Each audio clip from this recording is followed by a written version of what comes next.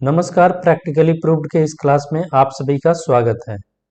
आज हम सभी इस क्लास में surface area of sphere is equal to 4 pi R square होता है। ये जो फॉर्मूला होता है, इस फॉर्मूला को वर्चुअल लैब का यूज करके प्रैक्टिकल मेथड द्वारा प्रूव करना सीखेंगे। उसके लिए जो भी बेसिक जानकारी होगा उसके बारे में भी डिस्कस कर लेंगे। सरफेस एरिया ऑफ स्फीयर यानी कि गोले का संपूर्ण पृष्ठ का क्षेत्रफल, इसी को जो है हम आज इस क्लास में प्रूफ करना सीखेंगे। ऑब्जेक्टिव यानी कि उद्देश्य, हमारा इस क्लास का उद्देश्य क्या होगा?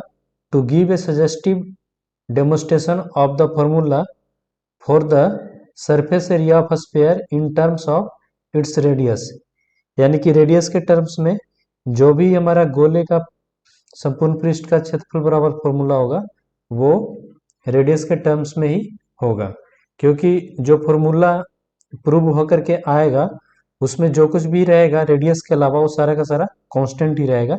इसीलिए हम लोग रेडियस के टर्म्स में यानी कि त्रिज्या के टर्म्स में ही फॉर्मूला को प्रूफ करते हैं। मीनिंग ऑफ स्फीयर, स्फीयर किसको बोलते हैं? तो एक हमारा इस तरह से राउंड 3D में कोई ऑब्जेक्ट होगा, एकदम कंप्लीटली राउंड होगा, जिसका चारों तरफ रेडियस क्या होना चाहिए? सेम होगा, वो हमारा क्या हो जाएगा? स्फीयर हो जाएगा, यानी कि गोला हो जाएगा। उसी तरह से हेमिस्फीयर, हेमिस्फीयर क्या होता है? अगर कोई स्फीयर है उसको बीच से कट कर देंगे तो हेमिस्फीयर हो जाएगा, यानी कि अर्धगोला हो जाएगा। अर्धगोला कैसा होता है? इस तरह से हमारा जो है अर्धगोला होगा। ठीक है, इसको भी ध्यान में रखेंगे। उसके बाद इसमें surface curve surface area of cylinder, यानी कि बेलन का जो है वक्र पृष्ठ का क्षेत्रफल जो है वो होता है 2 पाई आर एच, इसको भी ध्यान रखेंगे। और ये जो है हम ऑलरेडी प्रैक्टिकल मेथड के द्वारा सिलेंडर का जो कर्व सरफेस एरिया है और टोटल सरफेस एरिया है दोनों ही जो है प्रूव करना सिखाए हैं।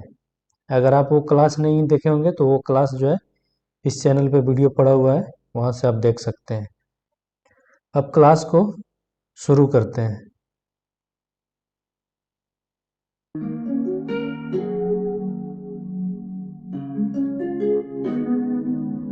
सबसे पहले एक अर्धगोला यानी कि हेमिस्फीयर लेते हैं। हेमिस्फीयर में रेडियस जो होगा आर होगा।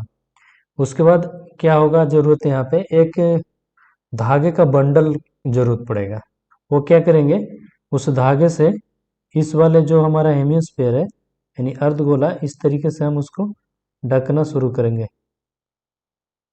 इस तरीके से ढकना शुरू करेंगे और ये इस तरह से पूरा ढक देंगे इसको चारों तरफ से, इस तरह से घुमा घुमा करके। ठीक है, जब जितना लेंथ में ये कंप्लीटली कवर हो जाएगा, सपोज करते हैं कि एल लेंथ लगेगा, जैसे समझने के लिए हम मान लेते हैं कि 10 मीटर लगा। ठीक है, तो 10 मीटर का एक बंडल ले लिए धागा।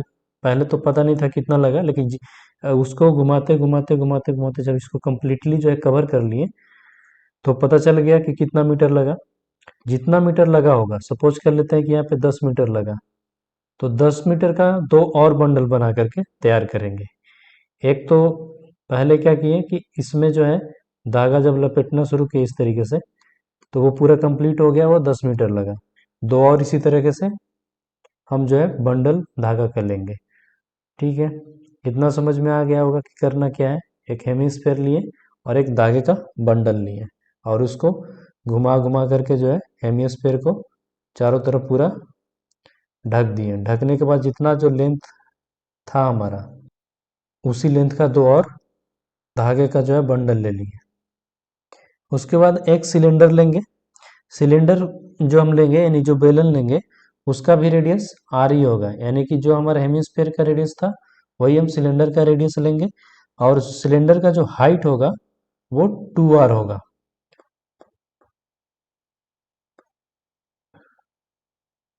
यानी 2r इज इक्वल टू इसका हाइट होगा। इतना ध्यान में रखेंगे। अब जो है, जो हम बताए थे आपको स्टार्टिंग में कि 3 को जो है धागे का बंडल लेंगे और तीनों का लेंथ क्या होगा, सेम होगा। अगर एल मान लिए तो एल होगा। और पहला वाला जो मतलब ये जो धागे का जो लेंथ है होगा वो कितना होगा, वो उतना ही होगा जितना में कि ये जो हेमिस्फीयर है वो कंप्लीटली कवर हो जाए। ठीक है, उसके बाद अब क्या करते हैं, इसको कवर करना शुरू करते हैं फिर से। ये हमारा जो है हेमिस्फीयर जो है कवर हो रहा है, ढक रहा है चारों तरफ से घुमा घुमा करके। उसी तरह से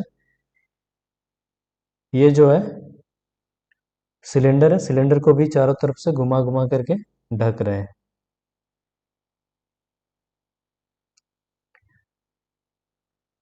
यहाँ पे हेमिस्फीयर और सिलेंडर में रिलेशन है कि दोनों का रेडियस सेम है और सिलेंडर का हाइट जो है वो रेडियस के बराबर, रेडियस के दुगना है, यानी कि डायमीटर के बराबर है।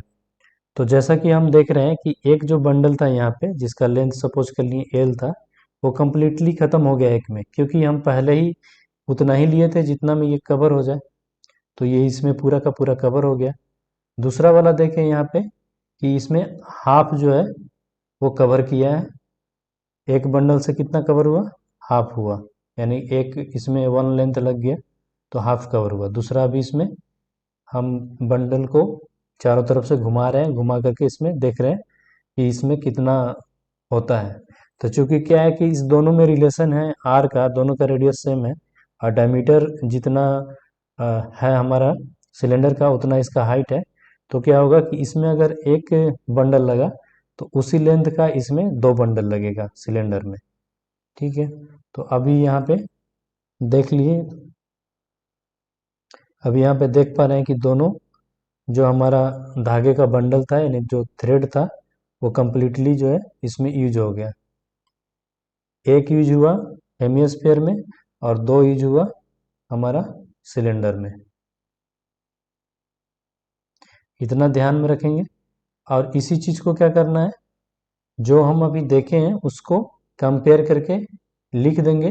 तो हमारा जो स्फीयर का एरिया है यानी कि गोले का जो संपूर्ण पृष्ठ का क्षेत्रफल है वो बहुत ही आसानी से निकल जाएगा। यहाँ पे लिखा हुआ है thread used to bind hemisphere, मतलब हेमिस्फीयर को बांधने में कितना धागा लगा था, तो एल लगा था। उसी तरह से thread used to bind cylinder, cylinder को बांधने में कितना धागा लगा था, तो दो बंडल लगा था, तो यहाँ पे 2L हो गया। दोनों को बराबर करना हो तो क्या करेंगे, इसमें 2 से मल्टीपल कर देंगे तो हमारा बराबर हो जाएगा।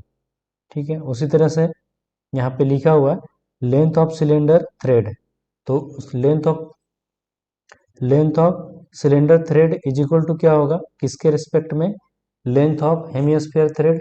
तो इसमें 2 से मल्टीपल कर दिए, लेंथ ऑफ हेमिस्फीयर थ्रेड में 2 से मल्टीपल कर दिए तो लेंथ ऑफ सिलेंडर थ्रेड जो है आसानी से पता हो जाएगा, क्योंकि ये यहाँ पे हम देखे ही हैं कि इस एक में जो है हेमिस्फीयर में एक बंडल लगा था और सिलेंडर में दो लगा था। तो इतना तो क्लियर हो गया होगा।